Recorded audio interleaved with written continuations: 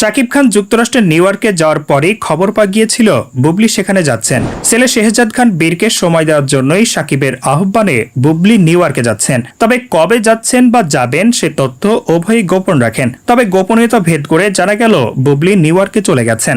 সেখানে শাকিবের সঙ্গে ছেলেকে নিয়ে পার্কে ঘুরছেন বুবলি। সংবাদ মাধ্যমের হাতে বেশ কিছু ছবি এসেছে, যেখানে দেখা যাচ্ছে নিউ ইয়র্কের রুজভেল্ট আইল্যান্ডে ঘুরে বেড়াচ্ছেন শাকিব খান, সঙ্গে ছেলে শেহজাদ খান বীর ও শবনম বুবলি। তাদের পার্কে একটি কালো রঙের গাড়িতে করে এসে নামতে দেখা যায়। গাড়ি থেকে নেমেই শাকিব বীরের হাত ধরে এগিয়ে যাচ্ছিলেন, পেছনে পেছনে আসছিলেন বুবলি। ধারণা করা হচ্ছে নিউ ইয়র্কের বাঙালি অধ্যুষিত এলাকা এড়িয়ে ছেলেকে নিয়ে একটু ঘুরে বেড়াতে রুজভেল্ট আইল্যান্ডে বেছে নেন। গণমাধ্যমে এমন সংবাদ প্রকাশ হওয়ার পর চিত্রনায়িকা বুবলি তার ফেসবুক হ্যান্ডেলে বেশ কয়েকটি ছবি প্রকাশ করেন, যেখানে দেখা যায় শাকিব খানের সঙ্গে ছেলেকে নিয়ে তিনি বেশ আনন্দময় সময় কাটাচ্ছেন। আর এই ছবি প্রকাশের পরপরই ফের প্রশ্ন উঠেছে, তবে কি শাকিব বুবলি এক হচ্ছেন?